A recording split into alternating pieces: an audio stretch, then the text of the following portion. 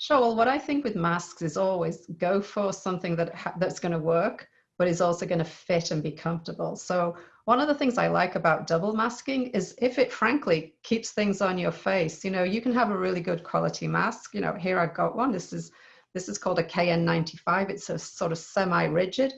I like it because it's a really good fit on my face. But some other masks, here we go. These surgical masks, sometimes when I put this on, it falls down my face unless I pull it really tight. So I think if people want to combine a surgical mask with, frankly, a more attractive mask that you may have made yourself or been gifted, there's absolutely nothing wrong with that. But the thing to think about is both, are you presenting a barrier to the virus as it's going through? But make sure you're not giving the virus sort of free gaps all around the sides that it can get in as well. Okay, and I would say, at the beginning of this pandemic, just having anything was kind of what we were being told. How has that thinking changed? It's changed a lot. Yes, right in the beginning, gosh, I was wrapping a t-shirt around my head. That would have worked.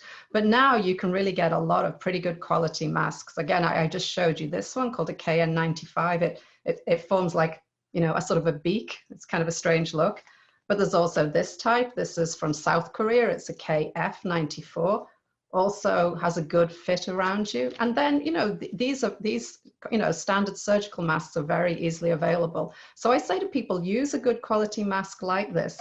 And if you have, an attractive cotton mask, that's great. But maybe that if you're going to be in an indoor situation where you're going to be, more at risk of the virus, then, I would combine the two and really, get something that's going to stay and give you more protection.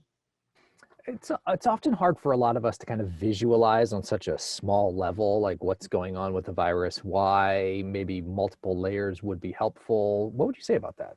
Sure. And, viruses are incredibly tiny, but they don't sort of live just by themselves. They're kind of, wrapped up in gobs of saliva or whatever else comes out of people's noses and mouths. So the particles, the droplets that we talk about are sort of big enough that, layers do present a barrier to them. And this is the advantage of multiple layers. So even a simple surgical mask like this has multiple layers. And it's almost as if we call it the Swiss cheese problem, that if the virus gets through the outer layer, it won't get through the next layer. There's lots of barriers in its way. So having two masks sort of just doubles up on that and presents even more barriers to a virus getting through, even if each individual layer might by itself not present a barrier to a virus.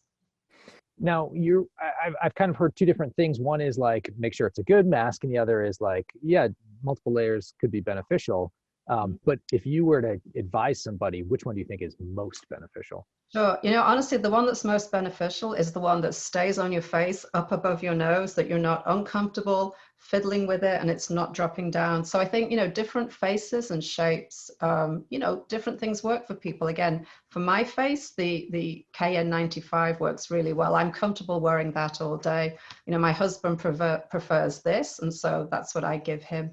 So again, think about what will work for you and, try them all out. I was playing with my masks before we started this interview, and I realized that this combination is actually really good. And so maybe next time I go out, I'm going to combine this chili pepper mask with a standard surgical mask and get that extra benefit that way. Okay, and the one thing that a lot of people are talking about right now as well is there's a real need now because of this potential danger from new variants. Is that why you think it's important, or how concerned do you think we should be about that? Sure. No, I think this is actually something to really take seriously. And I think it's time for people to basically up their mask game. Maybe we've got a little used to it. Maybe we have a dirty one of these sitting in our car that's lost, its kind of structure. And we're just like, whatever, hang it from my ears. But I think now with these new variants, especially the ones in California that we think may have contributed to the recent surge, again, I would just encourage everybody to up their mask game. Have something that's good quality, and there's absolutely no harm in doubling up, but make sure it's a fit and it's going to stay on your face and you're comfortable with it. That's the most important thing.